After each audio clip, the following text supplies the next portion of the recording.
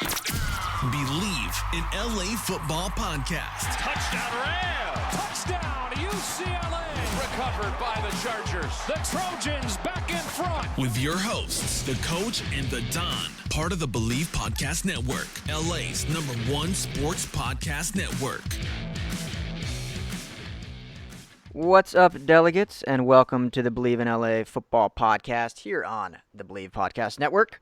Also, we are on LAFBnetwork.com, your destination for Los Angeles football. I hope everyone out there had a fantastic Christmas. We are recording this the day after the most depressing day of the year, December 26th. Coach, how you doing? How's your Christmas? Hey, it was great, my man. How about you guys?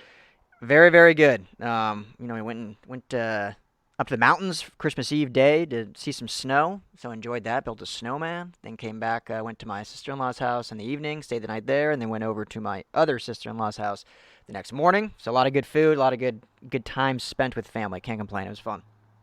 Good deal, man. Yeah, always good to see family. Yeah. How about yourself? Yeah, we spent Christmas Eve at our yearly party thrown at the in-laws, if you will. And then came home, went back there the next day on Christmas Day and just spent it with just the immediate family. Christmas Eve was extended, Christmas Day was immediate, and then just kind of chilled, hung out. It was a good kind of laid back Christmas. It was fun. That's good. Now, it seems to be usually how it goes. Christmas Eve is like the big party, lots of people, loud, big house, and then Christmas Day is much more mellow. Stay in your PJs all day with just the close family and relax and watch movies. For sure. Yeah, I watched a lot of movies on that day. My wife had to work, unfortunately, the night, so that was a bummer, but we enjoyed the morning beforehand. Well, good. Yeah. Any good gifts? Yeah, quite. I mean, it was a good haul. One of my favorites though is I got a brand new USC crew neck sweatshirt, so I'm pretty stoked about that. Okay. All right, just in time for the bowl game. Exactly. That's good. That's a good one. Yeah. Yeah. Since I usually I go home to Denver for Christmas, or at least before Christmas, so this is the first year we didn't do that. So basically just me and my wife are the only ones that had a little gifts exchange. So it was a light haul, but a good haul. It was nice. Good. Good. Pair of shoes, sweater. Can't complain. Oh, you can't go wrong with.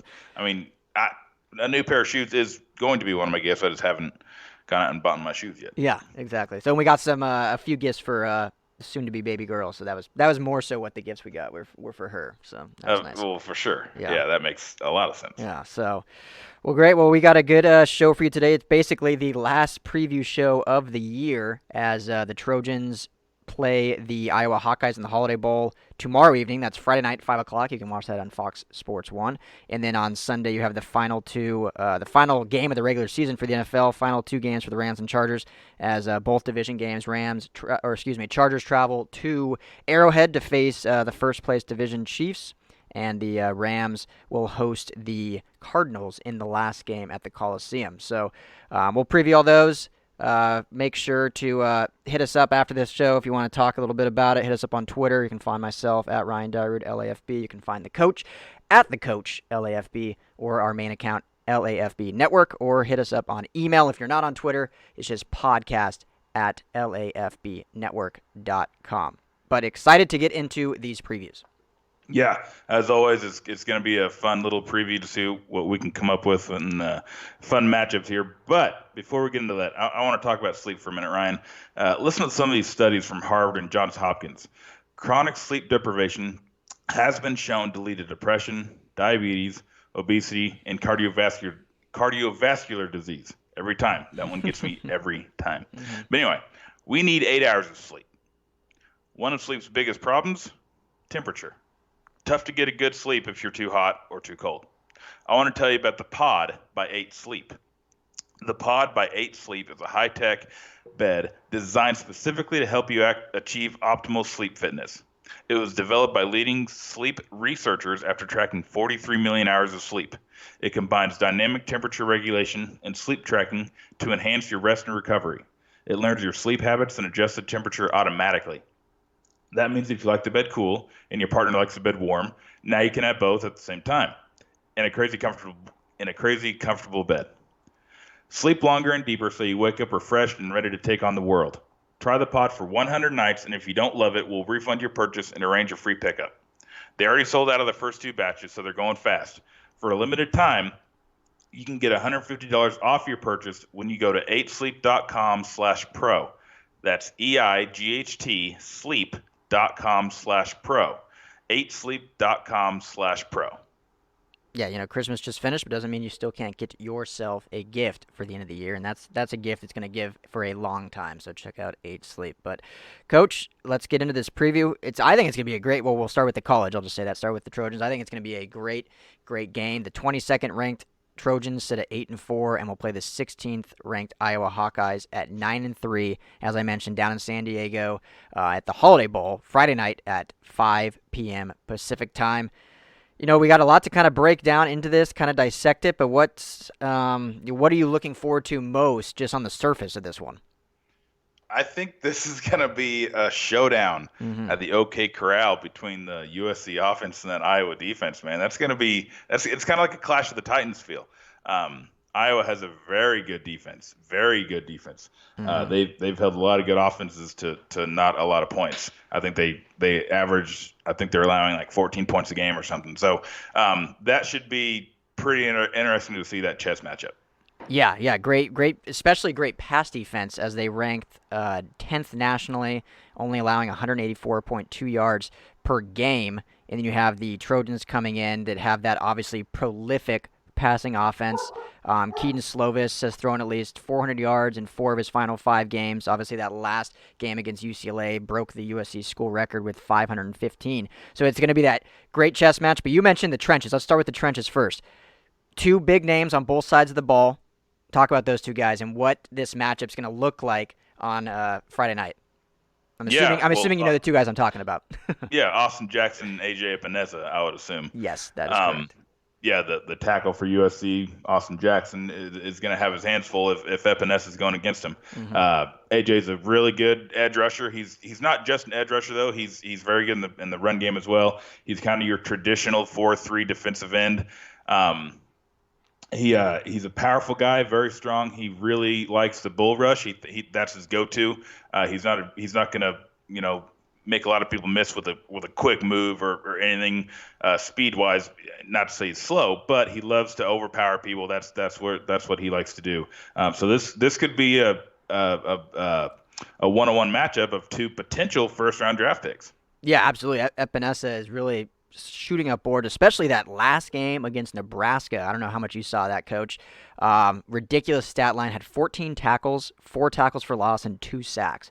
So this guy's obviously, climbing boards. He'll be a huge handful, but that's not to say that Austin Jackson hasn't played great down the stretch either. And he's, a big body, 6'6", 310, can be quick on his feet. So I think it's such an intriguing matchup that usually, you look at the paper matchup is, Keaton Slovis, the slick 4s, and going against that passing defense. But I think this is really going to kind of make or break this game between these 2 guys. Yeah, I think so too. And it's going to be fun. I think we're going to see each of them kind of stalemate. Epinesa might win some. Jackson might shut him down on another. It's going to be a pretty good matchup. So what to you is a win? Obviously, we're pulling for the Trojans here, talking Trojans football. What to you do you think that Jackson will need to do in order to be considered a win against Epinesa? Is it a 2-tackle, 1-sack game? We call that a win for Jackson, or what do you think? Obviously, a lot goes more into it than just the stat line, but what comes across as a win for Jackson? I mean, yeah, because he's gonna get his. Epinesa's gonna get his. You can't completely shut a guy like that down. Obviously, we hope so, but what still is a reasonable expectation, I think. I mean, I think if you can keep Slovis relatively clean, it doesn't really matter who you're going against. You want to have the mentality of, I got to be perfect here. So I think a win for Jackson is a clean day. I think he needs to hold Epinesa accountable and shut him down and keep him to 0 sacks. I think that's a successful day. Okay, I like it. 0 sacks. That'd be. I think if they can do that, they'll be looking pretty good going down the stretch. So I want to get to the passing in a minute because that's obviously the marquee matchup, as I mentioned. But let's talk a little bit about this SC rushing game that has obviously Malapai's back, Stephen Carr's back, obviously Kristen's been there, and then potentially Marquise Stepp will be back in this matchup, so could potentially finally have all 4 running backs available. No idea really how much Stepp could play after coming off surgery, but he potentially could be available.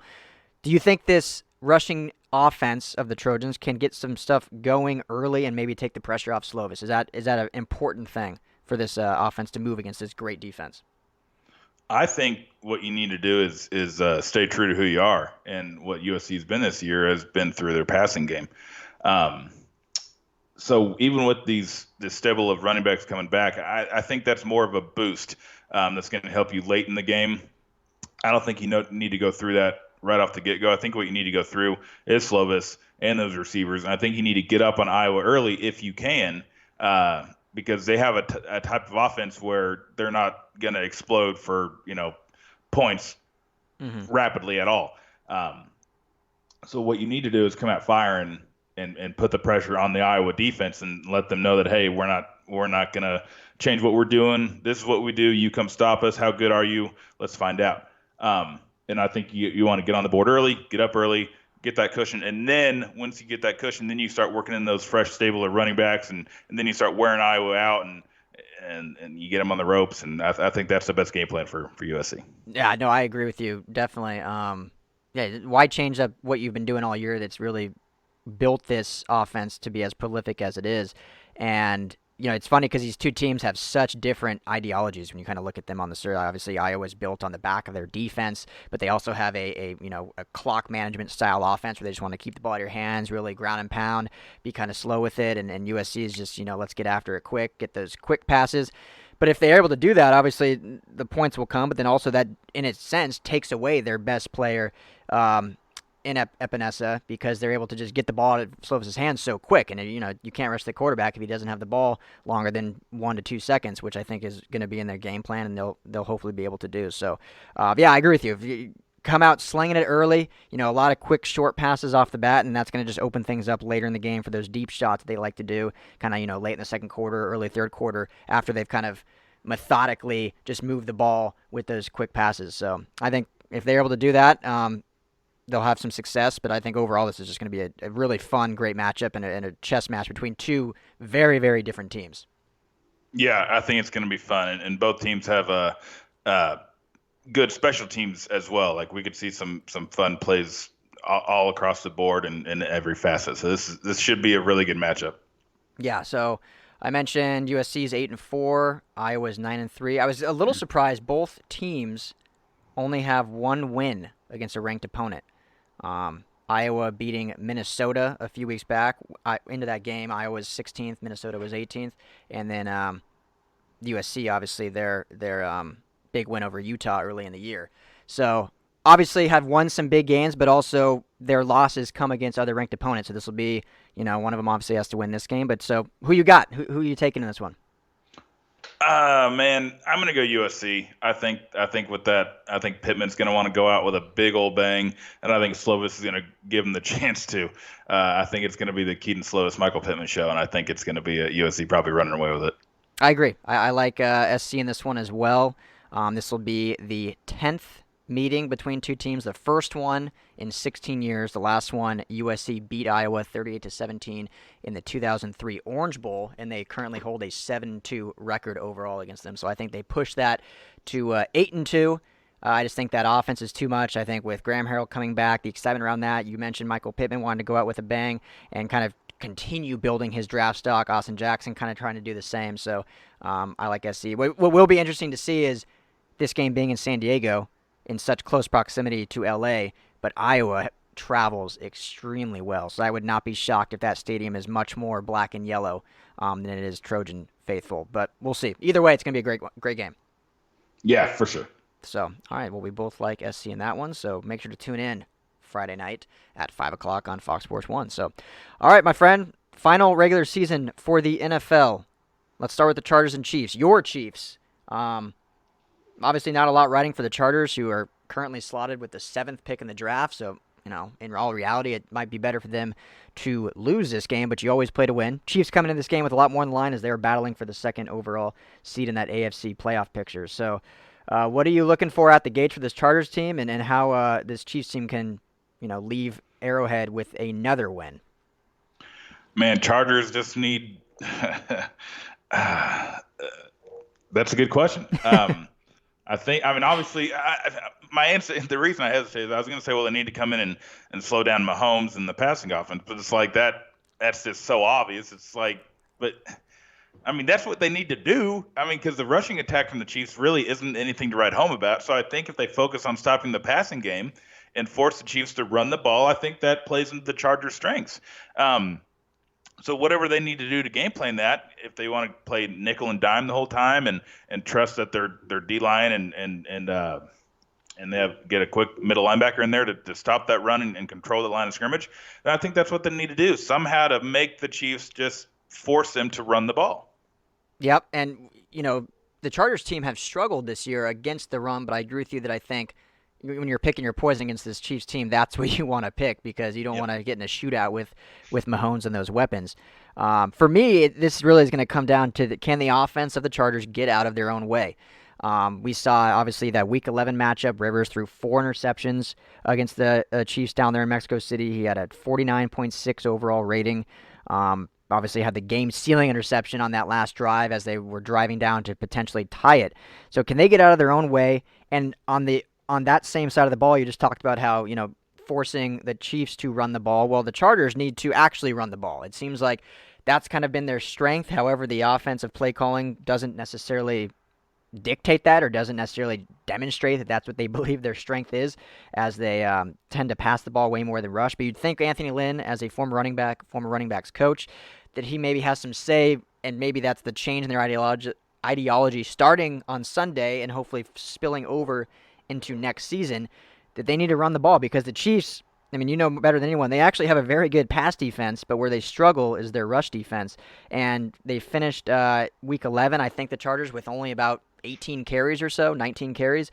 And so if they can get that number up in that 25 range, I think that bodes very well for them and basically not allow Rivers, as bad as it is to say, not allow Rivers to lose in the game by throwing too many times. Yeah, I know exactly what you're saying.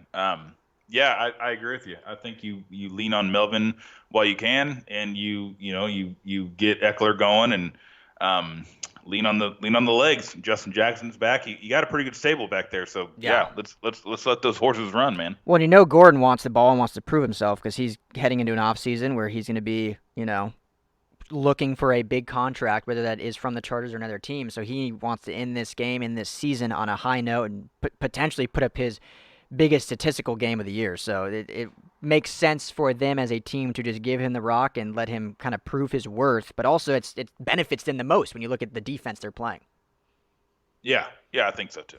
So the other thing I kind of look at is this Chiefs team who is currently ranked 4th in the NFL at converting third down with a 46.3% conversion rate. So that's going to be huge for this Chargers defense to be able to get off the field on third down. Those are just painful for teams and for the defenses when that offense is just continually able to convert big third downs. The Chiefs obviously ranked top 5 in the league in that. So that'll be, to me, the biggest thing this defense needs to do is just get off the field on third down and then hand the ball off on offense and keep it out of Mahomes' hands. That seems to be a pretty simple formula and pretty simple game plan, but not a lot of teams seem to do that. So we'll see if Anthony Lynn and his guys maybe change it up a little bit.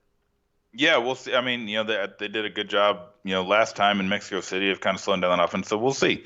I mean, if Tyreek Hill plays the whole game, it's going to be a lot harder. But, let's see if they can replicate what they did in Week 11. Yeah, because, on paper, they beat the Chiefs in every category pretty much except for interceptions and ended up losing it by another one score game, So, it should be a good game. I mean, Arrowhead, they obviously talk a little bit about the – you wrote a piece kind of profiling it a little bit when you were previewing the last game, but this last matchup last year when the Chargers went to Arrowhead and that ending, obviously these are two different teams, but they still have a lot of the same pieces, a lot of the same weapons. Do you see anything happening kind of like what happened in that thriller, maybe not for Chiefs fans, but thriller of a game? No, I don't.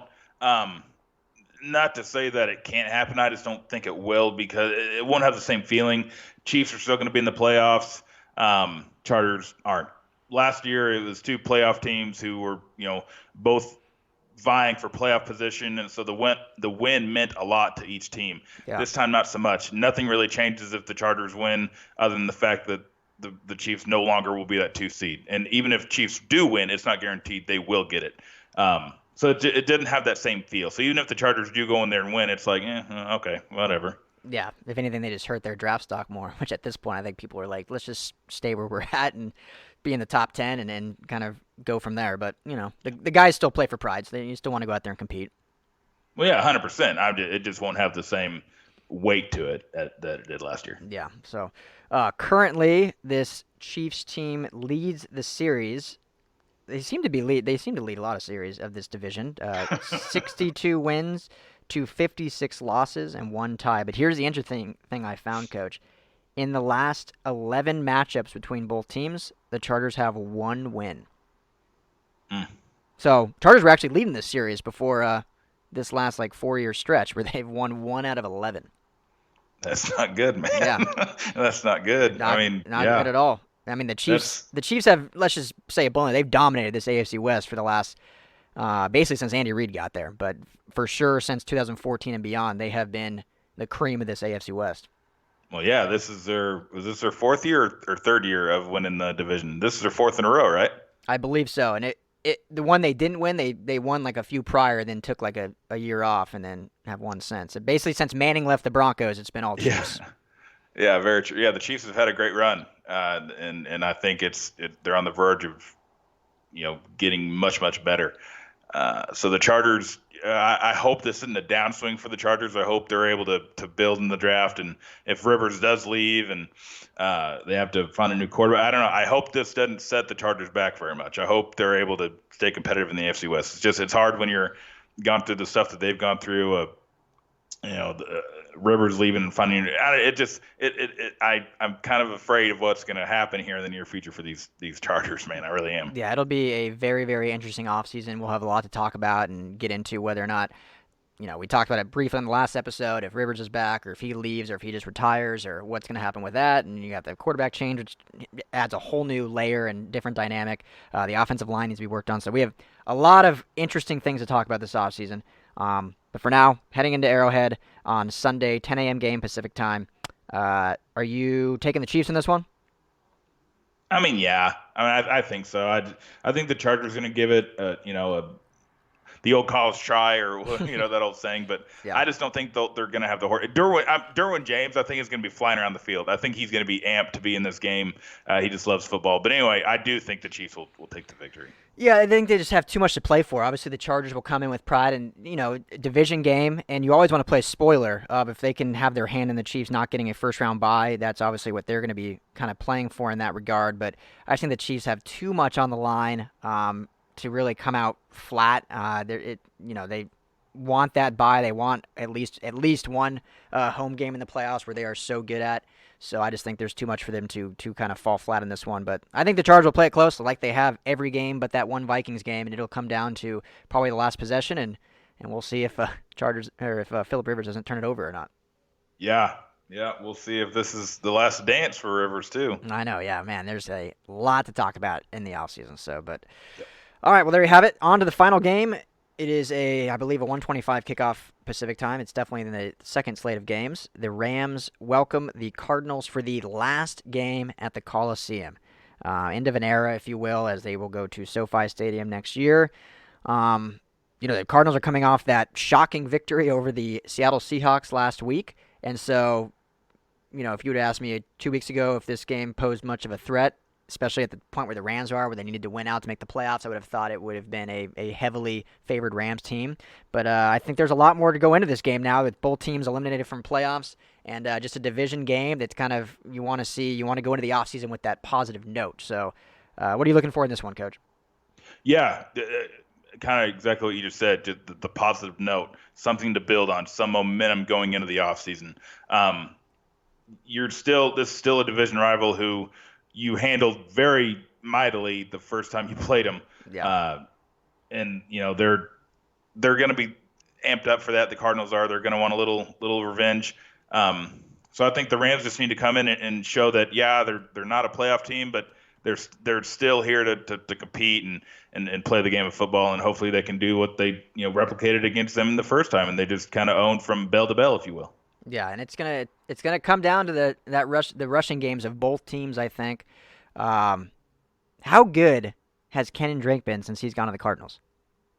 Yeah, man. I mean, he had moments in Miami. Yeah. Miami's Miami. The players coming out of Miami are starting to look pretty good. Kenyon Drake, Ryan Tannehill's having a bounce back year. It's like what's in the water at Miami. Yeah. But anyway, so Kenyon Drake has turned into a pretty viable running back. He's essentially taken the job from David Johnson, who has struggled with injuries and production the last 2 or 3 years.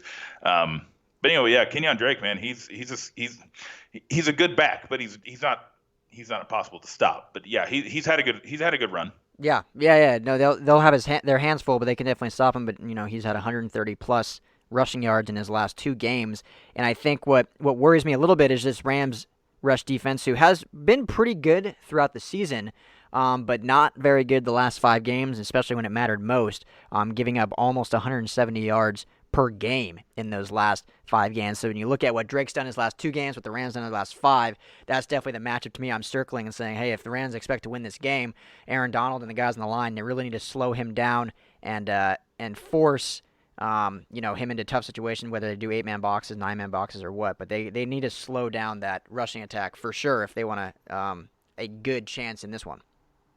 Yeah.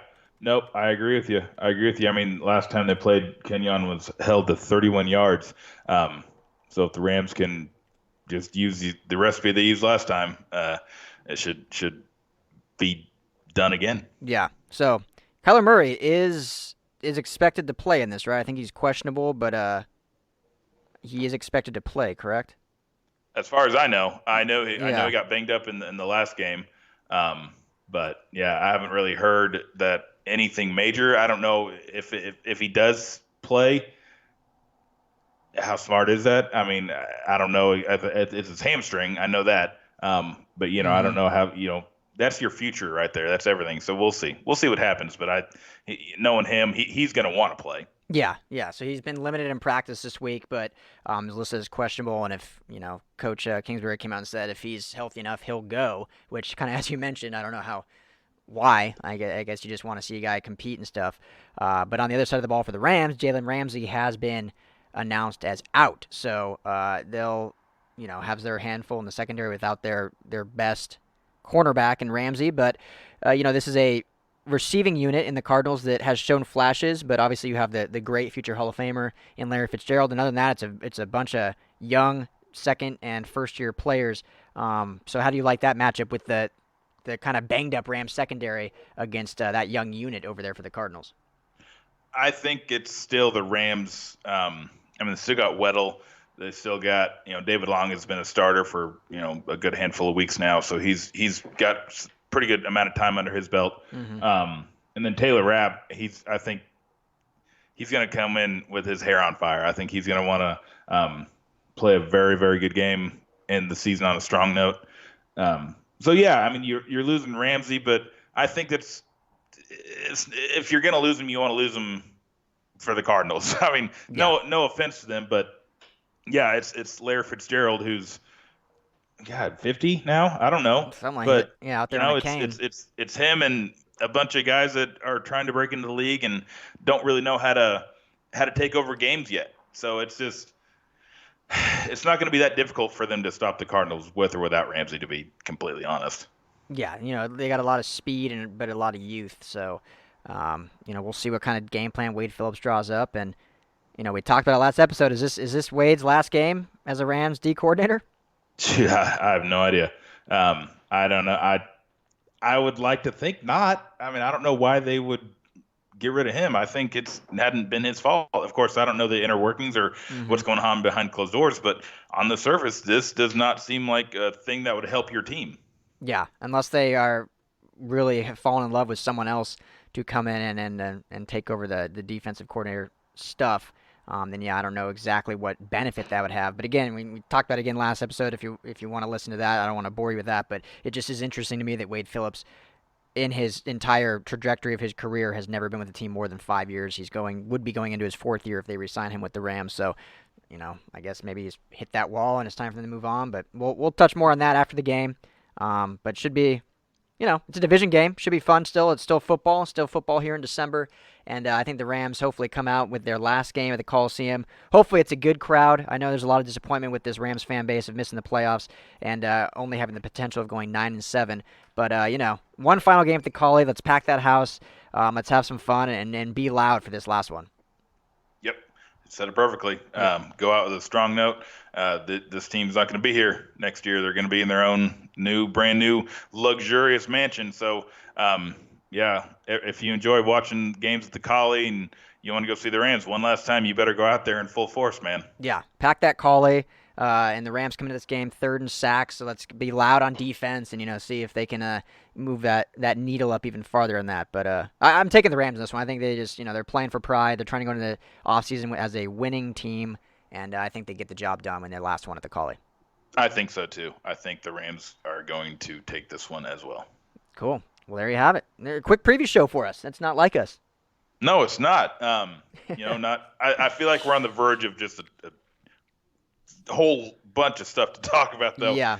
With this offseason just right around the corner. So I think this is the calm right before the very big and noisy storm. Yeah. Oh, yeah. Well, it's the holidays. Like I said, this is the day after Christmas, so we didn't have the time to do as much prep as usual, so we wanted to just keep it more kind of basic instead of adding different layers. But we're excited for next week, excited for the offseason as we get into all sorts of, free agency, draft, recruiting.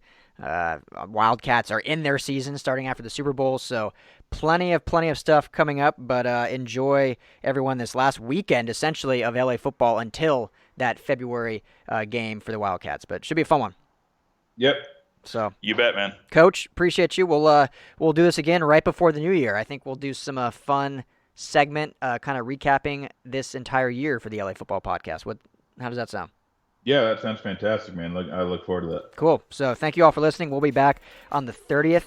Enjoy your weekend. Enjoy this last set of games. Like I said, find us on Twitter at Ryan Dyrud, LAFB, at The Coach, LAFB, or at LAFB Network, or send us an email, podcast at LAFBnetwork.com.